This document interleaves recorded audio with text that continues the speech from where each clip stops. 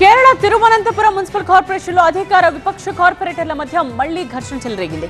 BJP councillor సుగాథన్ సభ్యత్వాన్ని రద్దు చేయాలని లెఫ్ట్ కాంగ్రెస్ కౌన్సిలర్స్ ఆందోళన చేపట్టడంతో గొడవ జరిగింది.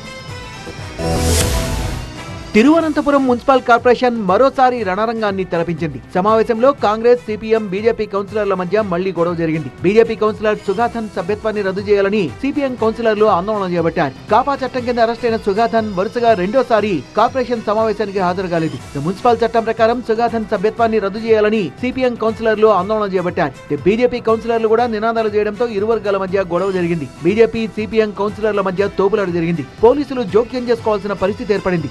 మహిళా కౌన్సిలర్లపై బీజేపీ నేతలు దాడి చేశారంటూ సిపిఎం ఆరోపించింది. సుగాథన్ సభ్యత్వాన్ని వెంటనే రద్దు చేయాలంటూ డిమాండ్ చేసింది. కాంగ్రెస్ కౌన్సిలర్ల తీరుపై కూడా బీజేపీ కౌన్సిలర్లు తీవ్ర ఆగ్రహం వ్యక్తం చేశారు. అటెండెన్స్ రిజిస్టర్ లో కార్పొరేటర్ల హాజరును కాంగ్రెస్ సభ్యులు పరిశీలించడంపై బీజేపీ సభ్యులు తీవ్ర అభ్యంతరం తెలిపారు. కేరళ హైకోర్టు గతంలో ప్రమాణ స్వీకారం సరిగ్గా చేయలేదంటూ పలువురు బీజేపీ కౌన్సిలర్ల ప్రమాణం చెల్లదని ప్రకటించింది. వాళ్ళు మళ్లీ ప్రమాణ స్వీకారం చేయడంపై సరైన పద్ధతులు పాటించలేదని ప్రతిపక్షాలు ఆందోళన చేపట్టాయి. కౌన్సిలర్ పదవిని కోల్పోకుండా ఉండేందుకు సభకు గైర్హాజరు కాకుండా మేయర్, బీజేపీ సభ్యులకు అనుకూలంగా వ్యవహరిస్తున్నారని ప్రతిపక్షాలు ఆరోపిస్తున్నాయి.